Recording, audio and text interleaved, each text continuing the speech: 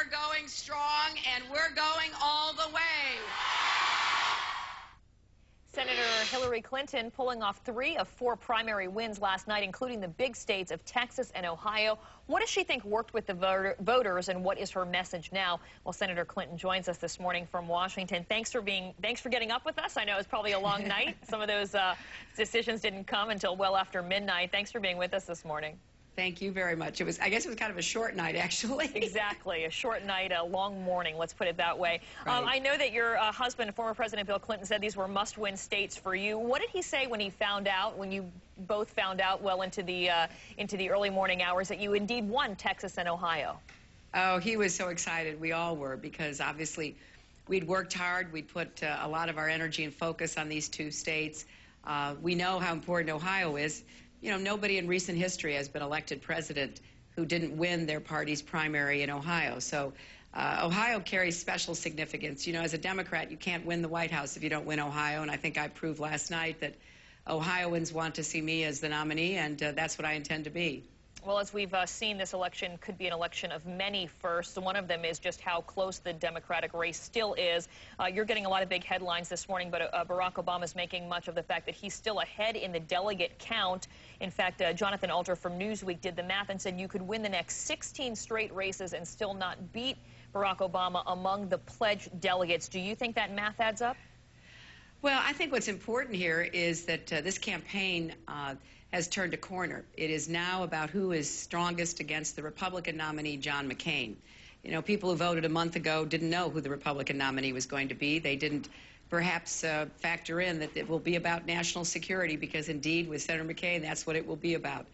And what happened yesterday is that voters said, look, we want somebody who can go toe-to-toe with John McCain on national security. We want someone who can, you know, be a good steward of the economy. We're looking for a commander-in-chief and a president ready on day one. And I think that's what the voters in the upcoming states will decide as well. So we're going forward here. This is a close contest. It's really neck and neck in the popular vote. The delegate count separating is very, small relatively. We are really feeling good about where we are. You mentioned the delegate count, and to the superdelegates, which those are the elected party officials, some who are already in office, that are also going to be pledging their support behind one or the other candidate. You've had some defections, some who have initially pledged their support to you and then went over to Barack Obama. How do you prevent that from happening and make sure that you keep the superdelegates on your side?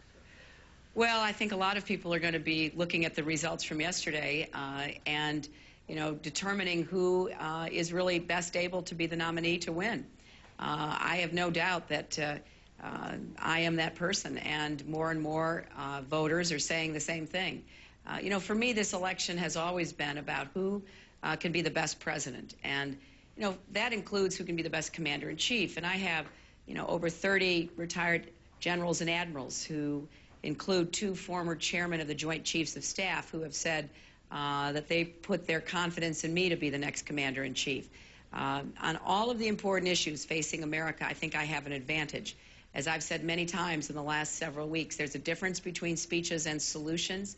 I think voters are finally focused on, how we really get to electing someone who's going to make a difference in their lives, and that's what I offer. You mentioned that it's going to come down to who's strongest against John McCain and a lot of national security questions. Your campaign releasing that 3 a.m. phone call ad. Can you tell us what specific experience in handling a crisis you can point to that would make you better equipped to answer that White House phone at 3 a.m.? Well, of course, I've got a lifetime of experience. Senator McCain has a lifetime of experience. Senator Obama's whole campaign is about one speech he made in 2002. I was involved for 15 years in, foreign policy and security policy. I helped to, bring peace to Northern Ireland. I negotiated to open borders to let fleeing refugees into safety from Kosovo. I've been standing up against, the Chinese government over women's rights and standing up for human rights in many different places. I've served on the Senate Armed Services Committee. And I was the only senator of either party asked to be on an important task force put together by the Pentagon under this administration to figure out what to do with our military going forward. You know, so I have so much experience. I have the experience of traveling to more than 80 countries, representing the United States, you know, sitting down with presidents and prime ministers and kings and, you know, having the chance to, you know, represent our country in some very difficult situations. So I'm offering a lifetime of experience, and I think that's a stark contrast to my opponent's offer. All of those points are well taken. I was wondering if you could point to a specific crisis where you were the go-to person. Well, you know, there isn't any way that anyone who's not been president, but, you know, the administration sent me to war-torn zones. I was the first person from the Clinton administration to go into Bosnia after the Dayton Peace Accords. You know, I went to Macedonia and sat down with their government and negotiated opening up that border. There are a lot of examples. But it is not just one thing. You know, Senator Obama's whole campaign is about a speech he gave in 2002. And, of course, by 2004, he'd even backed away from his fervent anti-war sentiment and said he wasn't sure how he would have voted. And he actually agreed with the way George Bush was conducting the war. And by the time he got to the Senate, he voted exactly the same way I did. So if your entire campaign is about one speech, and that's what you hold up as your credential to be president against a lifetime of experience from John McCain and a lifetime of experience from me, I think the voters can draw their own conclusion. Well, you certainly have reason to celebrate this morning. Your two big wins last night, and of course we can't forget your three big wins, but Texas and Ohio, three big of course, wins. The key. That's right. Thanks. It was great to talk to you this morning, and thanks for getting up with us, Senator Hillary Clinton. Always great to see you. My pleasure. Thank you.